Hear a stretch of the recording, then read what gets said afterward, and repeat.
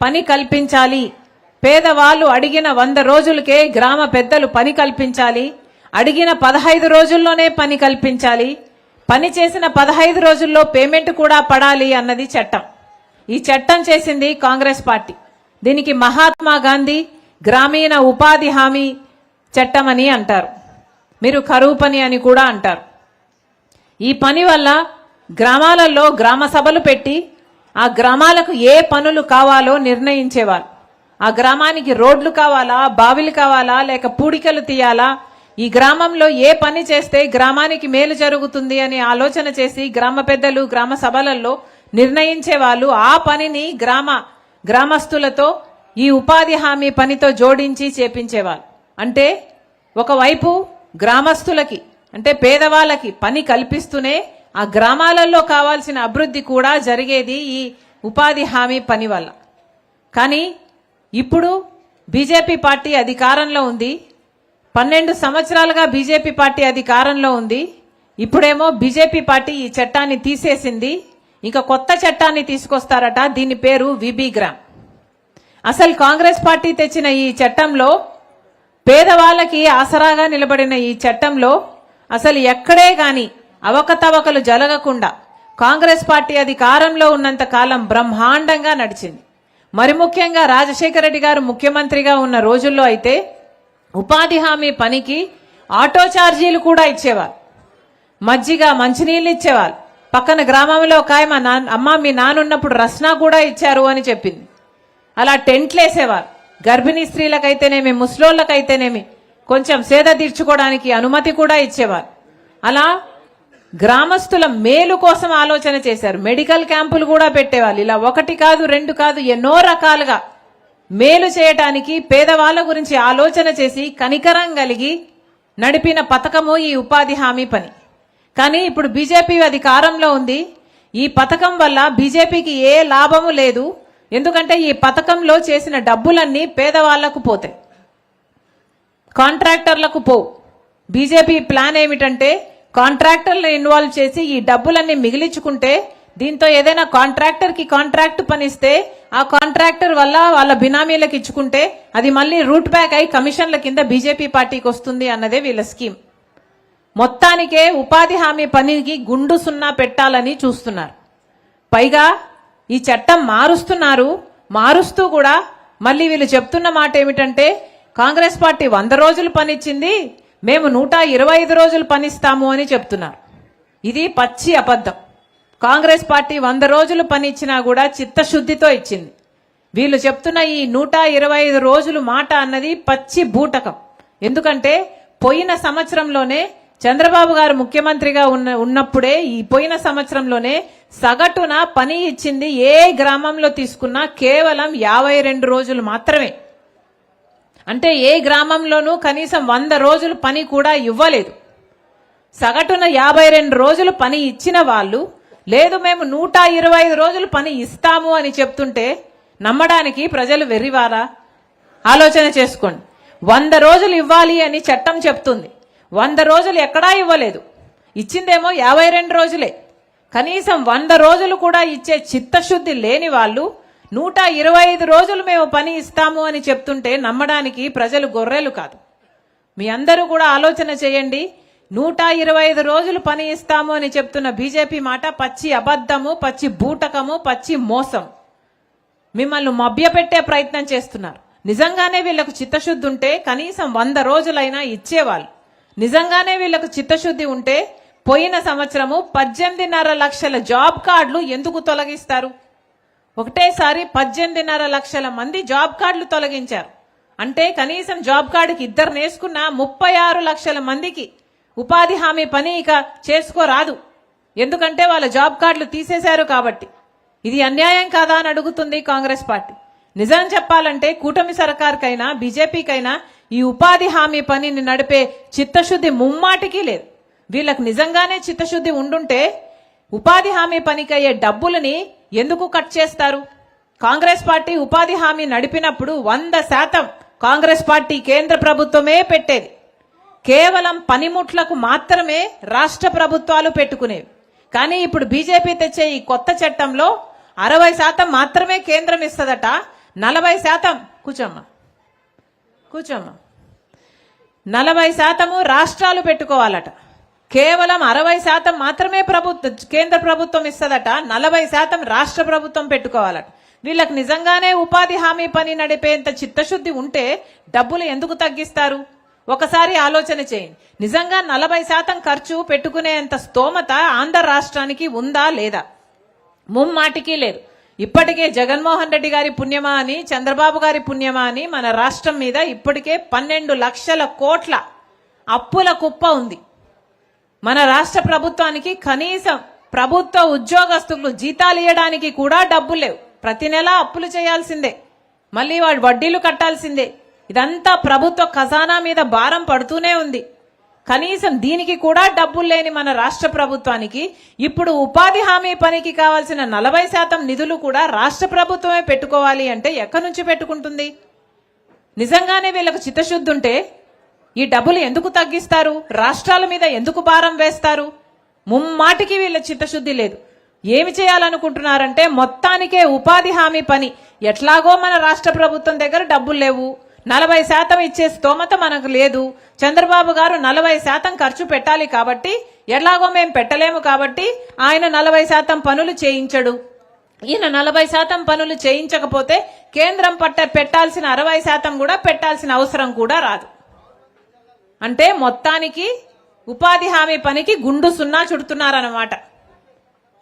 అంతేకాదు, నిజంగానే వీళ్లకు చిత్తశుద్ధి ఉంటే గ్రామాలకు ఇచ్చిన అధికారాలను ఎందుకు లాగేసుకుంటారు? ఇంతకుముందు ఉపాధి హామీ పనిలో గ్రామాలలో పని జరిగేది, గ్రామ అభివృద్ధి జరిగేది. కానీ ఇప్పుడు అలా కాదట. కొత్త చట్టంలో బీజేపీ నోటిఫికేషన్ ఇస్తదట ఏ పని చేయాలి అని. అంటే వాళ్ళకి ఇష్టం వచ్చిన రాష్ట్రాలలో ఎక్కువ పని ఇవ్వచ్చు, వాళ్ళకి ఇష్టం లేని రాష్ట్రాలలో తక్కువ పని ఇవ్వచ్చు, లేక ఇయ్యకపోవచ్చు. అసలు ఇక ఉపాధి హక్కు కాదు. కాంగ్రెస్ పార్టీ తెచ్చిన ఉపాధి హామీ పనిలో ఉపాధి అన్నది ఒక హామీ. ఎవరైనా 100 రోజులు నాకు పని కావాలి అని గ్రామ పెద్దల్ని అడిగే హక్కు. కానీ ఇప్పుడు అలా ఉండబోదు. బీజేపీ చెప్తుందట ఎక్కడ పని చేయాలి, ఎవరు పని చేయాలి అని. అంటే ఇంతకు ముందు ఉపాధి హామీ పనిలో కాంట్రాక్టర్లకు అసలు సంబంధమే లేదు, కాంట్రాక్టర్లు ఎంకరేజ్ చేసేవాళ్లే కాదు. కానీ ఇప్పుడు బీజేపీ తెస్తున్న ఈ చట్టంలో కాంట్రాక్టర్లు రాబోతున్నారు. అంటే పక్కన ఎక్కడో ఒక కాంట్రాక్టర్ పని చేస్తుంటే, ఒక రోడ్డు పనో ఒక ఇరిగేషన్ పనో ఒక కాంట్రాక్టర్ చేస్తుంటే బీజేపీ అక్కడి నుంచి చెప్తుంది ఆ కాంట్రాక్టర్ కింద పని చేయండి అని. అంటే ఉపాధి హామీ పని చేసుకునే వాళ్ళంతా ఇక కాంట్రాక్టర్ కింద పని చేసుకోవాలన్నమాట. ఆ కాంట్రాక్టర్ డబ్బులు ఇస్తే తీసుకోవాలి, ఇయ్యకపోతే ఏడవాలి తప్పితే చేయగలిగింది ఏమీ లేదు. అంటే ఆఖరికి ఇది ఎలా తయారైతుందంటే గ్రామాలలో జరిగే పని మొత్తానికి ఆగిపోయి ఆ కాంట్రాక్టర్కు లేబర్ సప్లై చేసే గ్రామాలుగా తయారైపోతాయి అన్నమాట. ఇది ఎక్కడి న్యాయం అని అడుగుతుంది కాంగ్రెస్ పార్టీ.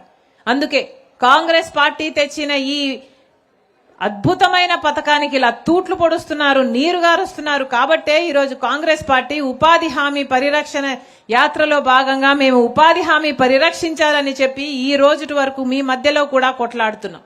మీ అందరూ కూడా ఇది ఎరగాలి, మీ అందరూ కూడా చైతన్యం రావాలి, మీ అందరిలో కూడా ఈ భావన రావాలి. బీజేపీ చేస్తుంది ఈ మోసాన్ని మీ అందరూ కూడా ఎదిరిస్తేనే ఈ ఉపాధి హామీ పని అన్నది ఇంతకు ముందులాగా జరుగుతుంది.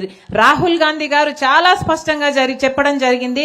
ఉపాధి హామీ పనిలో 400 రూపాయలు చేయాల్సిన అవసరం ఉంది ప్రతి రోజుకు. అంతేకాదు 100 రోజులు సరిపోవటం లేదు, 150 రోజులు చేయాల్సిన అవసరం ఉంది అని కూడా చెప్పారు రాహుల్ గాంధీ గారు. కాంగ్రెస్ పార్టీ అధికారంలోకి వచ్చిన తర్వాత మళ్లీ మహాత్మా గాంధీ పేరు పెట్టిన ఉపాధి హామీ పని అంత బ్రహ్మాండంగా జరిపిస్తుంది కాంగ్రెస్ పార్టీ. ఇది మీకు మేమిచ్చే వాగ్దానం కూడా. కానీ కేంద్రంలో బీజేపీ పార్టీ అధికారంలో ఉంది, దానికి మద్దతు ఇస్తున్నారు చంద్రబాబు గారు, పవన్ కళ్యాణ్ గారు. బీజేపీ పార్టీ ఈ పథకానికి ఇన్ని తూట్లు పొడుస్తుంటే చంద్రబాబు గారు మద్దతు ఇచ్చారు. పార్లమెంట్ లో బిల్లు పెడుతుంటే ఈ కూటమి సర్కారు దానికి మద్దతు ఇచ్చింది. మద్దతు ఇచ్చి మళ్ళీ మాకు నిధులు కావాలని చంద్రబాబు గారు అడుక్కుంటూ తిరుగుతున్నారు. మద్దతు ఇవ్వడం ఎందుకు, మళ్ళీ అడుక్కుంటూ తిరగడం ఎందుకు? ఒకవైపు ఉపాధి హామీ పనికి ఇన్ని తూట్లు పొడుస్తుంటే రాజశేఖర్ రెడ్డి గారు స్వయంగా తన చేతుల మీదుగా ఆంధ్ర రాష్ట్రంలో అనంతపూర్లో మొదలు పెట్టిన ఈ పథకానికి ఇంత నీరు గారుస్తుంటే కనీసం జగన్మోహన్ రెడ్డి గారు పల్లెత్తి మాట కూడా మాట్లాడలేదు. బీజేపీని ఎదిరించలేదు, బీజేపీని ప్రశ్నించలేదు. ఉపాధి హామీ పనిని జోలికి రాకండి, మా పేదవాళ్ళ కడుపులు కొట్టకండి అని ఒక్క మాట కూడా జగన్మోహన్ రెడ్డి గారు బీజేపీకి వ్యతిరేకంగా మాట్లాడలేకపోతున్నారు. ఎందుకు అని ప్రశ్నిస్తున్నాం. ఇప్పుడే కాదు, అధికారంలోకి వచ్చినప్పటి నుంచి జగన్మోహన్ రెడ్డి గారికి నోరు పడిపోయింది. అధికారంలోకి వచ్చినప్పటి నుంచి బీజేపీకి బానిసత్వం చేశారు తప్పితే ప్రత్యేక హోదా గురించి కానీ, రాజధాని గురించి కానీ, పోలవరం గురించి కానీ ఒక్కటంటే ఒక్క మాట కూడా బీజేపీకి ఎదిరించి మాట్లాడలేదు జగన్మోహన్ రెడ్డి గారు. ఆఖరికి రాజశేఖర్ రెడ్డి గారి జలయజ్ఞం అంటే 1 కోటి ఎకరాలకు నీళ్లు ఇవ్వాలని రాజశేఖర్ రెడ్డి గారు ఇరిగేషన్ ప్రాజెక్టులు మొదలు పెడితే దాన్ని 6 నెలల్లో పూర్తి చేస్తానన్న జగన్మోహన్ రెడ్డి గారు అధికారంలోకి వచ్చి 5 సంవత్సరాలు అధికారం అనుభవించారు తప్పితే ఒక్క మాట కూడా మాట్లాడలేదు. ఒక్క ప్రాజెక్టు కూడా పూర్తి చేయలేదు. జలయజ్ఞంలో అన్ని ప్రాజెక్టులు అలాగే మిగిలిపోయాయి. ఇప్పుడే కాదు, అసలు జగన్మోహన్ రెడ్డి గారు కాదు, చంద్రబాబు గారు కాదు, పవన్ కళ్యాణ్ గారు కాదు, ముగ్గురు బీజేపీకి బానిసలుగా తయారయ్యారు. మనకు ప్రత్యేక హోదా ఇవ్వాల్సింది బీజేపీ పార్టీ 12 సంవత్సరాల క్రితం.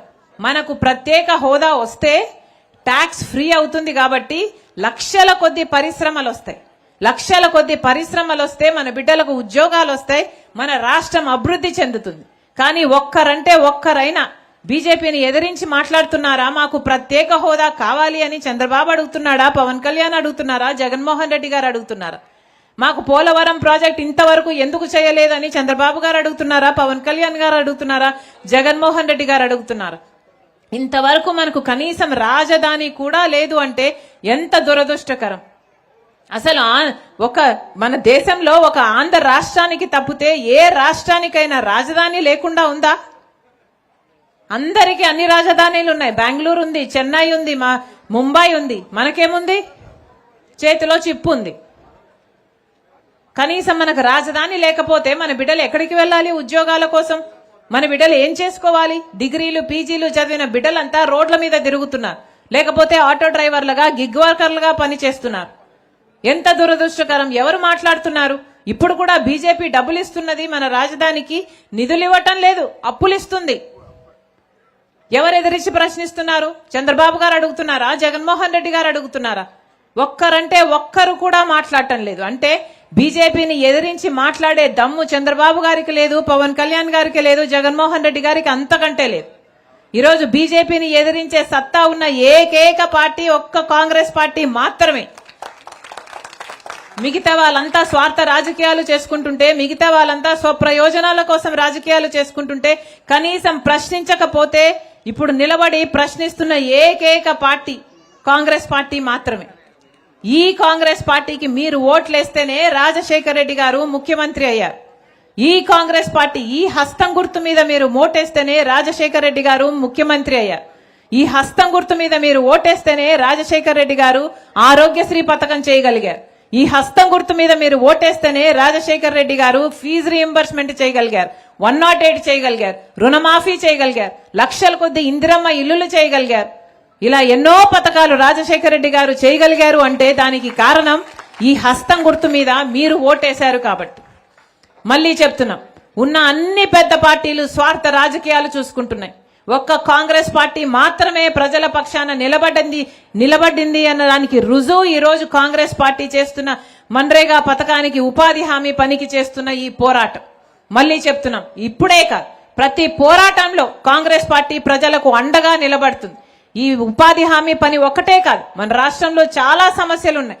రైతులకు సమస్యలు ఉన్నాయి. ప్రతి రైతుకి సగటున 2.5 లక్షల రూపాయలు అప్పు ఉంది, గిట్టుబాటు ధర లేదు, బిడ్డలకు ఉద్యోగాలు రావటం లేదు. ఇలా ఎన్నో సమస్యలు ఉన్నాయి. చంద్రబాబు గారు 3,000 రూపాయలు నిరుద్యోగ భృతి ఇస్తానన్నాడు, ఒక్కరికి కూడా ఇవ్వలేదు. ఎన్నో సమస్యల మీద పోరాటం చేయాల్సి ఉంది, మేము చేస్తాము కూడా. కానీ మేము ఒక్కలమే చేస్తే ఏ మార్పు రాదు. మీరు కూడా చేయి కలపాలి, కాంగ్రెస్ పార్టీని బలపరచాలి, కాంగ్రెస్ పార్టీని ఆశీర్వదించాలి. ఆ రోజునే మార్పు సాధ్యం అవుతుంది. రాజశేఖర్ రెడ్డి బిడ్డగా నేను మీకు మాటిస్తున్నాను, మీ అందరూ కాంగ్రెస్ పార్టీని మళ్ళీ ఆశీర్వదించండి. ఆ రాజశేఖర్ రెడ్డి గారు చూపిన సంక్షేమ పాలన మళ్ళీ మీ చేతుల్లో పెడతానని రాజశేఖర్ రెడ్డి బిడ్డగా నేను మీకు మాటిస్తున్నా. మరొక్కసారి చీకటి అవుతుంది, మీ పనులు మానుకొని మా కోసం మీరందరూ సమయం చేసుకొని వచ్చారు. ప్రతి అక్కకు, ప్రతి చెల్లికి, ప్రతి అన్నకు, ప్రతి తమ్ముడికి మీ ప్రేమకు, మీ ఆదరణకు, మీ రాజశేఖర రెడ్డి బిడ్డ శిరస్సు వంచి చేతులు జోడించి మనస్ఫూర్తిగా కృతజ్ఞతలు చెప్పుకుంటుంది. జోహార్ వైఎస్ఆర్, జోహార్ వైఎస్ఆర్, జై కాంగ్రెస్.